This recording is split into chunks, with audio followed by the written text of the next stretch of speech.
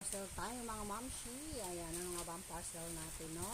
Buksan natin. Ayan. Ito po aking hinihintay, mamshi, kasi nakakatulong po ito sa ating sagabal ang ating buhok. Ayan na siya, mamshi. Ang ganda.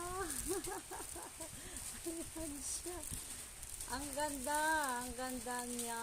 Ayan ang ating headband. Napakamura lang po nito dyan sa ating yellow basket, no? Ayan, buksan natin, i-try natin. I love the color yellow, no?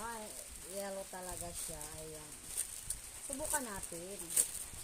Check out talaga ako nito kasi ang cute kasi nakikita ko sa mga wala akong kapalitan sa headband ko. Talagang o diba, ayan see, tayo natin ha. Uy! Ayan ang ating headband. O diba ang cute? Teka lang, wait. Ganyan. Ayan ba siya? Wait. O diba? O diba?